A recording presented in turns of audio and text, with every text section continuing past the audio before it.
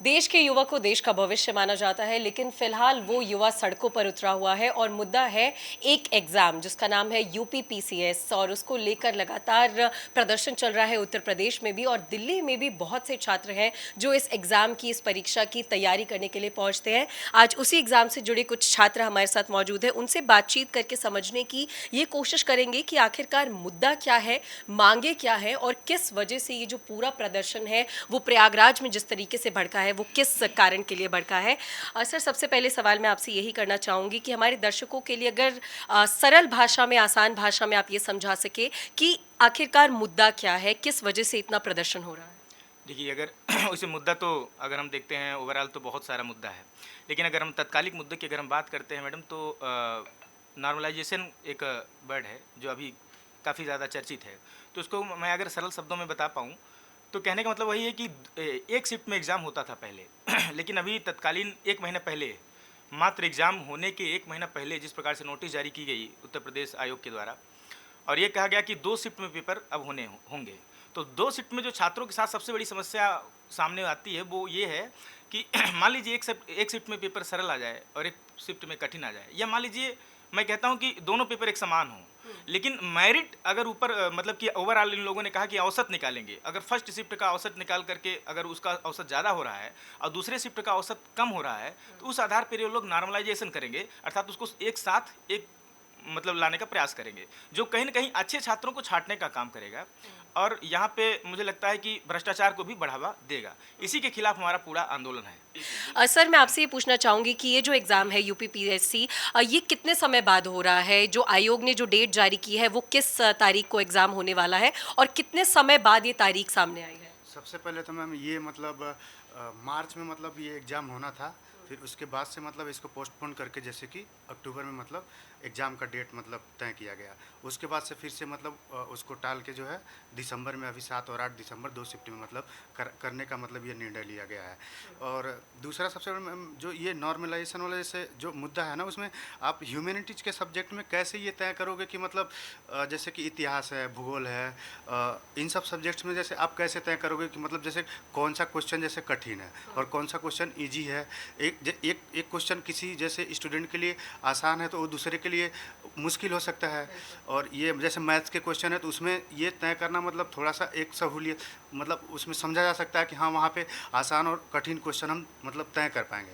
लेकिन मुझे नहीं लगता कि ह्यूमैनिटीज़ के विषय में मतलब इसको तय करना इतना मतलब आसान जैसे है।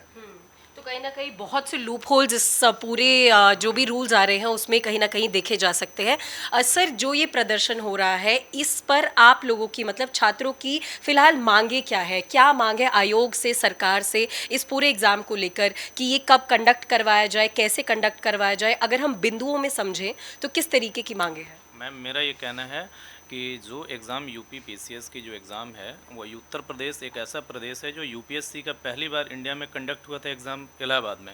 तो मुझे ये, और यूपीएससी जो है की तरह ही यूपीपीसीएस हर साल अपना एग्ज़ाम लेती है और मेरा ये कहना है कि जो एग्ज़ाम एक दिन में 2 पाली में जो ली जाती है वो एक दिन के 2 पाली में ही ली जाए, जो पूरे उत्तर प्रदेश के लिए ही हो, सभी अभ्यर्थियों के लिए।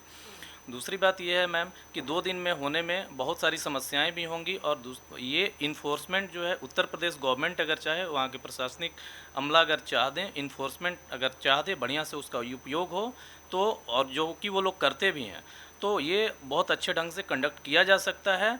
अगर लगता है कि 1, 2, 4, 5 दिन में अगर दिसंबर में नहीं हो पा रहा है तो उसको 2, 4, 5, 10 दिन आगे बढ़ा दिया जाए।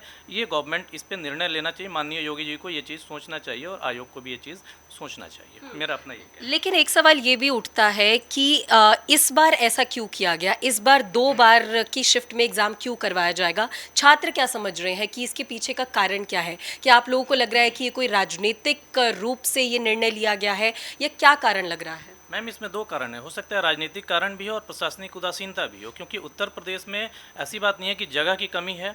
इतना बड़ा ज़िला है, वहाँ पे आप मान लीजिए कि एक तरफ में आप एनसीआर बना रहे हैं, आप लखनऊ को बना रहे हैं, कानपुर जैसे जगहों को आप एनसीआर के रूप में कन्वर्ट कर रहे हैं, इंफ्रास्ट्रक्चर डेवलपमेंट कर रहे हैं, तो छात्रों के साथ जो है वो ऐसा मतलब इनजस्टिस क्यों? बिल्कुल, एक बहुत मुख्य सवाल आपने किया कि छात्रों के साथ इनजस्टिस क्यों। मैम, यूपी सरकार की तरफ से एक बात कही गई है कि उनके पास इतना एरिया नहीं है कि वो ये जो एग्ज़ाम है वो करवा सके इतनी बड़ी मात्रा में, इसी वजह से 2 दिनों में ये एग्ज़ाम को बांटा गया है। तो क्या छात्र इस बात से कन्विंस्ड हैं या फिर आप लोग कन्विंस्ड नहीं हैं और आपकी मांगे जो है वो अलग हो रही हैं इससे? बिल्कुल नहीं मैम, हम लोग इनसे मतलब ये हम लोग इसके अगेंस्ट में है। नॉर्मलाइजेशन बिल्कुल नहीं होनी चाहिए, 1 शिफ्ट 1 डे एग्ज़ाम होनी चाहिए। ये हम लोग के सभी बच्चों के हित में रहेगा। जी मैम। तो आप लोग कन्विंस नहीं है जो यूपी सरकार का वादा है। आपका क्या कहना है इस पूरे मुद्दे पर, क्या कुछ मांगे हैं? क्योंकि हमने बाकी लोगों की भी मांगे सुनी, यूपी सरकार का साफ तौर पर और आयोग का भी साफ तौर पर एक स्टैंड जो है वो क्लियर आ गया है, लेकिन अभी प्रदर्शन जोरों शोरों पर है। तो क्या इस प्रदर्शन के बाद ये एग्ज़ाम करवा पाना पॉसिबल हो पाएगा? क्या आप लोग इसी तरीके से एग्ज़ाम में बैठने के लिए तैयार हो पाएंगे? हमारा मानना मैम है ये कि 1 शिफ्ट में एग्ज़ाम हो, और उसके बाद बच्चे इलाहाबाद में कल प्रदर्शन कर ही रहे थे, बट उनका कोई रिस्पांस नहीं आ रहा है। उन्होंने उस बच्चे रात भर वहाँ पे बैठे रहे, लेटे रहे, लेकिन उनका रिस्पांस, आयोग के सचिव बात किए लेकिन उनसे कोई क्लैरिटी नहीं आ रही है। तो देखिए क्या होता है, एग्ज़ाम होता है 1 शिफ्ट में ही एग्ज़ाम होता है कि क्या उनका क्या सोच रहे हैं वो। तो मैं आप सबसे ही एक सवाल करना चाहूँगी कि अगर आयोग की तरफ से या सरकार की तरफ से इस पर जो आपकी मांगे हैं उसको लेकर आपके फेवर में कोई अगर निर्णय नहीं आता है और इसी तरीके से एग्ज़ाम कंडक्ट करवाया जाता है, तो क्या आप लोग राज़ी हो जाएंगे एग्ज़ाम में बैठने के लिए जो अभी रूल्स एंड रेगुलेशंस आए हैं उसके मुताबिक? देखिए मैम, हम लोग तैयारी करते हैं देश की सबसे प्रतिष्ठित सेवा की, तो हम लोग तो मांग हमेशा लोकतांत्रिक तरीके से उठाना पसंद करेंगे। क्योंकि होता क्या है मैम कि हमें तो ये सिखा दिया जाता है कि चीज़ें आप लोकतांत्रिक तरीके से, वो कहते भी हैं कि चीज़ें लोकतांत्रिक तरीके से करिए, लेकिन वो मनमानी करे उनका मामला है। हम पूरा दबाव बनाने का प्रयास करेंगे, लेकिन मांग हमेशा लोकतांत्रिक तरीके से ही हमारी रहेगी। For more such videos, subscribe to the NewsX YouTube channel, hit the bell icon.